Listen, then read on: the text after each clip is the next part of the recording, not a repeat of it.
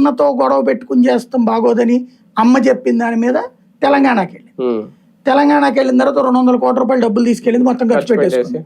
మిగతాది అప్పటికి ఈ అమ్మాయి పేరుని జగన్ రాసి ఇచ్చిన వాటా డబ్బులు కూడా నాకు ఇచ్చేయమని.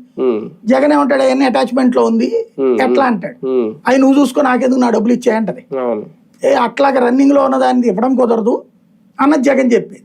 అంటే నువ్వు కావాలని నన్ను దుక్కుదాం అనుకుంటున్నావు, నువ్వు ముఖ్యమంత్రి అయ్యో నన్ను అక్కడ కానీ వదలుచుకోవట్లేదు అంటే, నువ్వు అక్కడ నీ జీవితంలో ముఖ్యమంత్రి కాలేవు, ఎమ్మెల్యే గెలవడం కూడా కష్టము, ఏ ఖమ్మంలోనైతే నువ్వు ఎమ్మెల్యే గెలుస్తావు, అంత మించి చేసేది ఏం లేదు.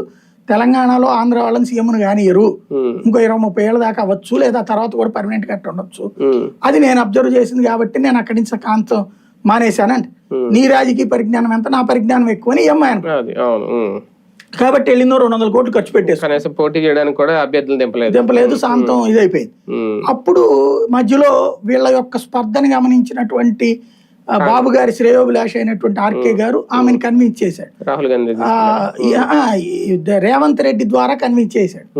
ఎట్లా రేవంత్ కి ఈ అమ్మాయికి పడేది కాదు, రేవంత్ ఈ అమ్మాయిని ఎట్టొస్తుందని అడగటం, ఎందుకంటే తలనొప్పి అని చెప్పి ఉద్దేశంతో అంటాం, దానికి ఈ అమ్మాయి కౌంటర్లు వేయటం, ఇద్దరు మాట యుద్ధం బాగా నడిచింది.